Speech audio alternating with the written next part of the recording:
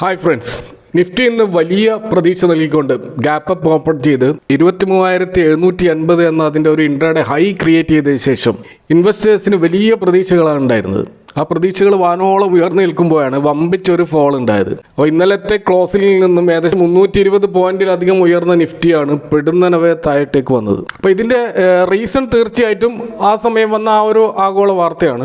Russia Ukraine വാർ അതിൻ്റെ 1000 ദിവസം പിന്നിടുന്ന ഈ ഘട്ടത്തിൽ റഷ്യൻ മിലിറ്ററി കേന്ദ്രങ്ങൾക്ക് നേരെ ലോങ് റേഞ്ച് മിസൈലുകൾ ഉപയോഗിക്കാൻ ഈ ഉക്രൈൻ US പെർമിഷൻ നൽകിയതിൻ്റെ അടിസ്ഥാനത്തിൽ ഈ പുടിൻ നൽകിയ ഒരു പ്രസ്താവനയാണ് ഏറ്റവും വലിയ തിരിച്ചടി ലോക മാർക്കറ്റിൽ ഉണ്ടാക്കിയത്. അപ്പോൾ പുടിൻ നൽകിയ മറുപടി എന്ന് പറയുന്നത് ലോകത്തിലുള്ള എല്ലാ പാശ്ചാത്യ രാജ്യങ്ങളെയും പോയിന്റ് ചെയ്തുകൊണ്ട് വളരെ വലിയ പ്രത്യാഘാതം ഉണ്ടാക്കുന്ന ഒരു പ്രസ്താവനയാണ് അദ്ദേഹം നടത്തിയത്. അതായത് ഒരു ആണവശക്തി അല്ലാത്ത ഒരു രാജ്യത്തിന് നേരെ തീർച്ചയായിട്ടും ആണവശക്തി ഉപയോഗിക്കും. അത് ഏതൊരു ഘട്ടത്തിൽ എന്ന് പറഞ്ഞു കഴിഞ്ഞാൽ ആ രാജ്യത്തെ ആണവശക്തിയുള്ള രാജ്യങ്ങൾ സപ്പോർട്ട് ചെയ്യുന്ന സമയത്ത് നമുക്ക് ഉപയോഗിക്കാം എന്നുള്ള ഒരു വാദമാണ് പുടിൻ മുന്നോട്ട് വെച്ചത്. അപ്പോൾ ഇത് ഒരു ലോക മഹായുദ്ധത്തിലേക്ക് പോകാൻ സാധ്യതയുള്ള ഒരു പ്രസ്താവനയാണ് എന്ന് എല്ലാവരും വിലയിരുത്തുന്നുണ്ട്. അപ്പോൾ ഇത് നിലവിലുള്ള യുദ്ധഭീതി 10 മടങ്ങ് വർദ്ധിപ്പിച്ചിരിക്കുകയാണ്. അപ്പോൾ ഉക്രൈൻ റഷ്യ എന്ന ഒരു യുദ്ധത്തിൽ നിന്ന് അത് സൃഷ്ടിക്കാൻ പോകുന്ന വലിയ വിപത്ത്, അതിൻ്റെ ഒരു ഭയമാണ് മൊത്തത്തിൽ വേൾഡ് വൈഡായിട്ട് സ്റ്റോക്ക് മാർക്കറ്റിനെ വളരെ പെട്ടെന്ന് അത് സ്വാധീനിച്ചത്. അപ്പോൾ ഇന്നത്തെ ഒരു മാർക്കറ്റിൽ NSE എല്ലാ സെക്ടോറൽ ഇൻഡെക്സുകളും കുറേ ദിവസങ്ങൾക്ക് ശേഷം ഒരുമിച്ച് പച്ചകത്തി നിൽക്കുന്ന സമയത്താണ് ഈ ഒരു വാർത്ത വരുന്നത്. അപ്പോൾ അതിനുശേഷം പല സെഗ്മെൻറ്റുകളും ചുവപ്പിലേക്ക് പോവുകയും അതുപോലെ നല്ല മുന്നേറ്റം നടത്തിയ പല സെഗ്മെൻറ്റുകളും ചെറിയ തോതിലേക്ക് താഴ്ത്തു വരികയൊക്കെ ചെയ്തിട്ടുണ്ടായിരുന്നു. അത്തരത്തിൽ ചുവപ്പിലേക്ക് പോയ 3 സെഗ്മെൻറ്റ് എന്ന് പറയുന്നത് ഒന്ന് നിഫ്റ്റി മെറ്റൽ സെഗ്മെൻറ്റാണ്, മറ്റൊന്ന് നിഫ്റ്റി PSU ബാങ്കാണ്, അതുപോലെ നിഫ്റ്റി ഓയിൽ ആൻഡ് ഗ്യാസ് എന്നീ സെഗ്മെൻറ്റുകൾ ചുവപ്പിൽ നിൽക്കുന്നതായിട്ട് നമുക്ക് കാണാൻ കഴിയും. അപ്പോൾ ഇന്ന് നല്ല മുന്നേറ്റം നടത്തിയ സെക്ടറുകൾ എന്ന് പറയാൻ കഴിയുന്നത് ഒന്ന് നിഫ്റ്റി മീഡിയ ആണ്. അത് 2.45% ഒരു മുന്നേറ്റം നടത്തി. അതുപോലെ നിഫ്റ്റി റിയാലിറ്റിയാണ് അടുത്തത്. അത് 1.48% ഒരു ക്ലോസിംഗ് ആണ് നൽകിയത്. അതുപോലെ നിഫ്റ്റി ഓട്ടോ ഒരു 1.37% മുന്നേറ്റത്തോടെ ക്ലോസ് ചെയ്തു. നിഫ്റ്റി കൺസ്യൂമർ ഡ്യൂറബിൾസ് 1.16% ഒരു മുന്നേറ്റത്തോടെ ക്ലോസ് ചെയ്തിട്ടുണ്ട്. അതുപോലെ നിഫ്റ്റി ഫാർമ 1.04% ഒരു മുന്നേറ്റത്തോടെയാണ് ക്ലോസ് ചെയ്തത്. അപ്പോൾ നല്ല മുന്നേറ്റം നടത്തിയ നിഫ്റ്റി ഓട്ടോ സെഗ്മെൻറ്റിൽ ഇന്ന് ഏറ്റവും അധികം റാലി നടന്ന ഒരു സ്റ്റോക്ക് മഹീന്ദ്ര ആൻഡ് മഹീന്ദ്രയാണ്. അപ്പോൾ നല്ല മുന്നേറ്റം നടന്ന ആ ഒരു റാലി പിന്നീട് താഴത്തേക്ക് വന്ന് 3.15 എന്നുള്ള ഒരു ക്ലോസിങ്ങിലാണ് മഹീന്ദ്ര ആൻഡ് മഹീന്ദ്ര ഇന്നത്തെ ആ ഒരു റാലി അവസാനിച്ചത്. അപ്പോൾ ആ മഹീന്ദ്ര ആൻഡ് മഹീന്ദ്രയിലുണ്ടായ ഒരു റാലിക്കുള്ള പ്രത്യേകമായിട്ടുള്ളൊരു കാരണം എന്താണെന്ന് വെച്ച് കഴിഞ്ഞാൽ CLSA എന്ന് പറയുന്ന ഇൻ്റർനാഷണൽ ബ്രോക്കറേജ് ഫേം ഇതിന് ഒരു ഔട്ട് പെർഫോം റേറ്റിംഗ് നൽകി എന്നുള്ളതാണ്. അതായത് കറണ്ട് ലെവലിൽ നിന്നും അതിൻ്റെ ഒരു ടാർഗറ്റ് 3440 വരെ പോകുമെന്നുള്ള ഒരു പ്രവചനമാണ് CLSA നടത്തിയിട്ടുള്ളത്. അപ്പോൾ ഇതൊരു 16% ഒരു അപ്സൈഡ് മൂവാണ് കറണ്ട് ലെവലിൽ നിന്നും നൽകാൻ പോകുന്നത്. അപ്പോൾ ഇതിന് അവർ പറയുന്ന കാരണം എന്താണെന്ന് വെച്ച് കഴിഞ്ഞാൽ ഈ മഹീന്ദ്ര ആൻഡ് മഹീന്ദ്രയുടെ ആ ഒരു അംബീഷ്യസ് ആയിട്ടുള്ള ഒരു ഗ്രോത്ത് ട്രാജക്ടറിയാണ്. അതായത് അവർ പുതിയ കുറേ മോഡലുകൾ ലോഞ്ച് ചെയ്യുന്നുണ്ട്. അതുകൊണ്ട് തന്നെ FY 25-26 ഏറ്റവും അധികം ഗ്രോ ചെയ്യാൻ സാധ്യതയുള്ള ഒരു ഓട്ടോ സ്റ്റോക്ക് ആയിട്ടാണ് അവർ മഹീന്ദ്ര മഹീന്ദ്രയെ കാണുന്നത്. അപ്പോൾ മഹീന്ദ്ര മഹീന്ദ്രയുടെ ബിസിനസ്സിൽ നമുക്കറിയാം കഴിഞ്ഞ 5 വർഷത്തിനിടയിൽ അവരുടെ ഡൊമസ്റ്റിക് പാസഞ്ചർ വെഹിക്കിൾ പോർട്ട്ഫോളിയോ അത് അവർ 35% നിന്ന് 55% SUV-യുടെ ഒരു മിക്സ് നൽകിക്കൊണ്ട് വലിയൊരു ഇൻക്രീസ് ഉണ്ടാക്കിയതായിട്ട് കാണാൻ കഴിയും.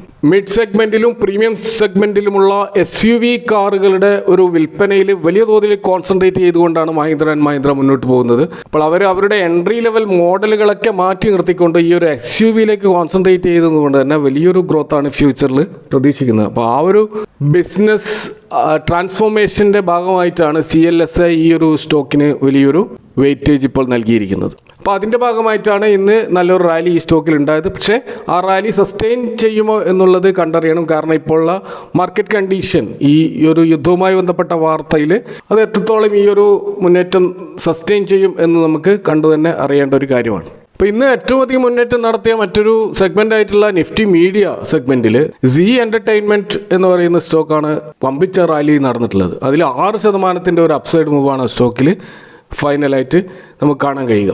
അപ്പോൾ ഇതിന് പ്രധാനമായിട്ടുള്ള ഒരു കാരണമായിട്ടുള്ളത് അവരുടെ ഒരു മാനേജിംഗ് ഡയറക്ടറായിട്ടുള്ള പുനീത് ഗോയങ്ക അദ്ദേഹം റിസൈൻ ചെയ്യുകയും അദ്ദേഹം പുതിയൊരു പോസ്റ്റായിട്ടുള്ള CEO എന്ന ലെവലിലേക്ക് അദ്ദേഹത്തിൻ്റെ ആ ഒരു റെസ്പോൺസിബിലിറ്റി മാറ്റുകയും ചെയ്തിട്ടുണ്ട്.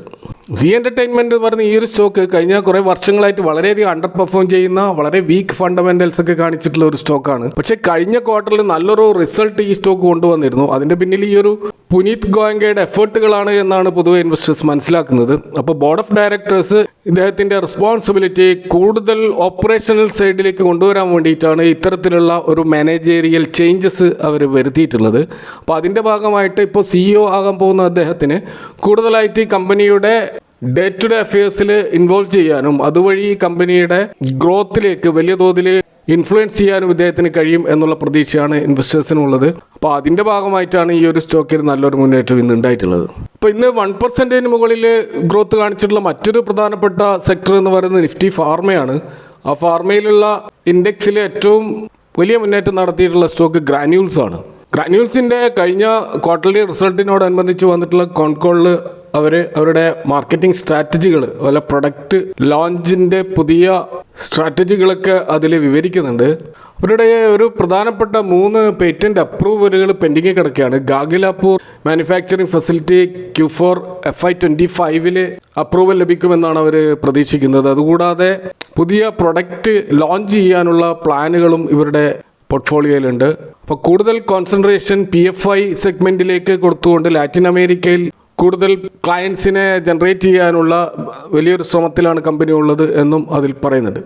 ഏതായാലും ഈ ഗ്രാന്യൂൾസ് എന്നുള്ള ഈ ഒരു സ്റ്റോക്കിൽ ഉണ്ടായിട്ടുള്ള ഈ ഒരു റാലി തീർച്ചയായിട്ടും അത് ഫ്യൂച്ചറിലും ഉണ്ടാവുമെന്ന് തന്നെ നമുക്ക് പ്രതീക്ഷിക്കാൻ കഴിയുന്ന ഒരു റാലിയാണ്. മറ്റൊരു നല്ലൊരു അപ്വേർഡ് മൂവ്മെൻറ്റ് ഇന്നുണ്ടായിട്ടുള്ളത് നിഫ്റ്റി റിയാലിറ്റി സെഗ്മെൻറ്റിലാണ്. അതിൽ ഏറ്റവും അധികം മുന്നേറ്റം നടത്തിയ സ്റ്റോക്ക് പ്രസ്റ്റീജ് എസ്റ്റേറ്റ് പ്രൊജക്ട്സ് എന്ന് പറയുന്ന സ്റ്റോക്കിലാണ്. അപ്പോൾ ഇവരുടെ മേജറായിട്ടുള്ള പ്രൊജക്ട് ലോഞ്ചസ് അപ്കമിങ് വീക്കുകളിൽ ഉണ്ടാകും. അതിലൊന്ന് ഇന്ദിരാപുരത്തുള്ള പ്രസ്റ്റീജ് സിറ്റിയും അതുപോലെ പ്രസ്റ്റീജ് സതേൺ സ്റ്റാർ അതുപോലെ Pallava gardens, prestige spring heights, prestige beach gardens തുടങ്ങിയ പല പ്രൊജക്റ്റുകളും ലോഞ്ചിങ്ങിന് വേണ്ടി കാത്തിരിക്കുകയാണ്. അതുകൂടാതെ ബാംഗ്ലൂർ ഹൈദരാബാദ് ബേസ്ഡിലായിട്ടുള്ള ചെറിയ പ്രൊജക്റ്റുകളും ഇവരുടെ ലോഞ്ചിങ്ങിനായിട്ട് വെയിറ്റ് ചെയ്യുകയാണ്. അതുപോലെ ഇവർ NCR താന മേഖലകളിൽ ഇവരുടെ ആ ഒരു പ്രൊജക്റ്റ് ഡെവലപ്മെൻറ്റിന് ആവശ്യമായിട്ടുള്ള ലാൻഡ് അക്വിസിഷനുമായിട്ടുള്ള പ്രവർത്തനങ്ങളുമായിട്ട് മുന്നോട്ട് പോകും. അങ്ങനെ നല്ല രീതിയിലുള്ള റിയൽ എസ്റ്റേറ്റ് മേഖലയിലുള്ള വലിയൊരു ഗ്രോത്ത് സാധ്യതയുള്ള ഒരു കമ്പനി എന്നുള്ള നിലക്കാണ് ഈ സ്റ്റോക്ക് നല്ലൊരു മുന്നേറ്റം ഇന്ന് നടത്തിയിട്ടുള്ളത് എന്ന് നമുക്ക് മനസ്സിലാക്കാൻ കഴിയും. 1% കൂടുതൽ ഇന്ന് മുന്നേറ്റം നടത്തിയ മറ്റൊരു പ്രധാനപ്പെട്ട സെഗ്മെൻറ്റ് എന്ന് പറയുന്നത് നിഫ്റ്റി കൺസ്യൂമർ ഡ്യൂറബിൾസ് ആണ്. അപ്പോൾ അതിൽ ഏറ്റവും അധികം മുന്നേറ്റം നടത്തിയ സ്റ്റോക്ക് V-Guard ഇൻഡസ്ട്രീസ് ആണ്. അപ്പോൾ V-Guardൻ്റെ ഒരു കോൺകോൾ നമ്മൾ നോക്കിക്കഴിഞ്ഞാൽ FY25 വലിയൊരു സ്ട്രോങ് ആയിട്ടുള്ള ഒരു പെർഫോമൻസ് ആണ് കമ്പനിയുടെ ഗൈഡൻസിൽ പറയുന്നത്. അവരുടെ ആ മൊമെൻറ്റം വർദ്ധിക്കുമെന്ന് തന്നെയാണ് അവർ സൂചിപ്പിക്കുന്നത്. അതുപോലെ ഇലക്ട്രോണിക് സെഗ്മെൻറ്റിൽ ഒരു 12 മുതൽ 14% ഒരു ഗ്രോത്താണ് അവർ പ്രതീക്ഷിക്കുന്നത്. കൂടാതെ ഈ സോളാർ ഇൻവേർട്ടേഴ്സ് അതുപോലെ സോളാർ റിലേറ്റഡ് ആയിട്ടുള്ള മറ്റ് പ്രൊഡക്റ്റുകളിലൊക്കെ ഇവർ കോൺസെൻട്രേറ്റ് ചെയ്യുന്നത് കൊണ്ട് വലിയ തോതിലുള്ള ഒരു പ്രോഫിറ്റ് ജമ്പ് സ്റ്റോക്കുകളിൽ ഉണ്ടാകുമെന്നാണ് ഇവർ പ്രതീക്ഷിക്കുന്നത്. അപ്പോൾ ഇങ്ങനെ ഇന്നത്തെ ഈ ഒരു വളരെയധികം വളറ്റൈലായിട്ടുള്ള മാർക്കറ്റിൽ നേരിയ പ്രതീക്ഷകൾ നൽകുന്ന പല കാര്യങ്ങളും നടന്നിട്ടുണ്ട് എന്ന് നമുക്ക് മനസ്സിലാക്കാൻ കഴിയും. എങ്കിലും ഈ പറയുന്ന ഉക്രൈൻ റഷ്യ വാറുമായി ബന്ധപ്പെട്ട് വരുന്ന വാർത്തകൾ തീർച്ചയായിട്ടും മാർക്കറ്റിനെ നെഗറ്റീവായിട്ട് ബാധിക്കും. പ്രത്യേകിച്ച് നമ്മുടെ മാർക്കറ്റ് ഇപ്പോഴും ബിയേഴ്സിൻ്റെ ആധിപത്യത്തിലാണ് നിൽക്കുന്നത്. ഇന്നത്തെ ഒരു FII സെല്ലിങ് നോക്കിക്കഴിഞ്ഞാൽ അത് 3000 കോടിക്ക് മേലെ നെറ്റ് സെല്ലേഴ്സ് ഇപ്പോഴും FI തന്നെയാണെന്ന് നമുക്കിവിടെ കാണാൻ കഴിയും. അപ്പോൾ അതുകൊണ്ട് തന്നെ ഈ മാർക്കറ്റ് എപ്പോഴും ഏത് സമയവും ബിയേഴ്സ് മാർക്കറ്റിനെ ഹെവി സെല്ലിങ് നടത്താൻ വേണ്ടി കാത്തു നിൽക്കുന്നത് പോലെയാണ് നമുക്ക് കാണാൻ കഴിയുക. അതുകൊണ്ട് ഏതൊരു ചെറിയ ബുൾസിൻ്റെ ഒരു മൂവ് ഉണ്ടായാൽ തന്നെ ഏതെങ്കിലും ഒരു ചെറിയ നെഗറ്റീവ് വാർത്തകൾ പോലും വളരെ വയലൻ്റായിട്ട് മാർക്കറ്റ് പ്രതികരിക്കുന്ന ഒരു അവസ്ഥയാണ് ഇപ്പോൾ ഉള്ളത്. അതുകൊണ്ട് തന്നെ ഇൻട്രാഡേ ഫ്യൂച്ചർ ആൻഡ് ഓപ്ഷൻസ് പോലെയുള്ള ഷോർട്ട് ടേം ട്രേഡുകൾ ചെയ്യുന്നവരെ സംബന്ധിച്ചിടത്തോളം വളരെയധികം കെയർഫുൾ ആയിരിക്കേണ്ട ഒരു സമയമാണ്. എന്നാൽ ലോങ് ടേം ഇൻവെസ്റ്റേഴ്സിനെ സംബന്ധിച്ചിടത്തോളം ഇപ്പോഴും ബൈ ഓൺ ഡിപ്പിൽ ധാരാളം സ്റ്റോക്കുകളും ഒക്കെ അവൈലബിൾ ആണ്. അത്തരം സ്റ്റോക്കുകൾ സെർച്ച് ചെയ്യുക എന്നതാണ് നമ്മൾ ജോലി. നിങ്ങളുടെ അഭിപ്രായങ്ങൾ കമൻറ്റ് ബോക്സിൽ അറിയിക്കുക. Thank you for watching. See you next time with another video.